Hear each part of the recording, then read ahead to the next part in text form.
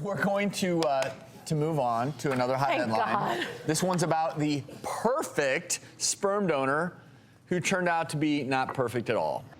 Finally ready to start a family, and you finally found your dream sperm donor. Great health, good looking, a high IQ, and a real rock star. One couple thought they hit the genetic lottery when they conceived a child through a sperm bank. But now they say they've been robbed and duped because their donor was a mentally ill con artist. An Ontario couple spent 4 months searching for a suitable donor. That's when they found donor 9623 at a Georgia sperm bank. But the sperm bank slipped up, revealing the donor's real identity, a college dropout with a history of schizophrenia and criminal activity. That's not all. The suit alleges their donor created nearly 40 children with 26 families. Meanwhile, the Ontario couple are shaken and worrying about the future of their now 8-year-old son. Will he end up like his father? How does this happen?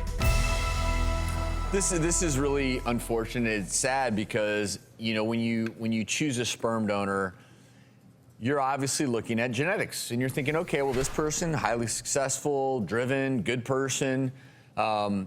It would be traumatizing to find out that the sperm donor of your child had all of these major issues. I would freak the hell out. Yes.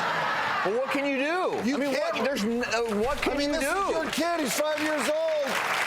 What can you do? Right. Yeah, like, so you're just sitting there probably every day waiting and watching, and every little movement, you're like, oh my gosh, he's developing the father's tendencies, or at least the biological father's tendencies. Well, that gets us kind of full circle to the question of nature versus nurture. And we know that genetic components, especially for psychiatric illness, are incredibly significant. It doesn't mean 100%, obviously, that's never the case, but it's a significant factor. And there are a lot of young lives. Look at the baggage he's carrying: schizophrenia, bipolar disease, and narcissistic personality tendencies. How could this happen is the question. Because yes, regulated, absolutely.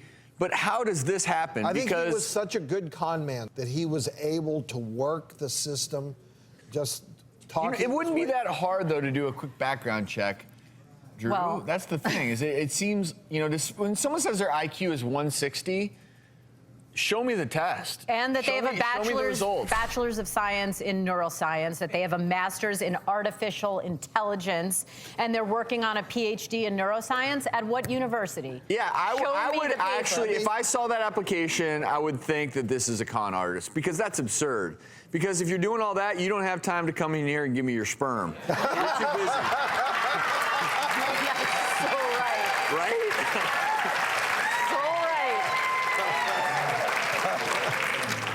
So, you know, the takeaway here is obviously you want to be very well aware of anytime you're using a sperm donor, you just need to make extra certain that the company, you're not going to be able to personally figure it out because they don't give away the identity a lot of times. But you got to make sure that company, lock, stock, and barrel, has their act together. Fortunately, most of them do. This is just an unfortunate circumstance.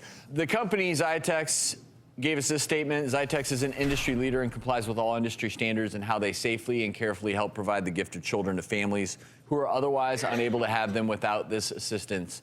You know, hopefully these types of cases are few and far between. Yes.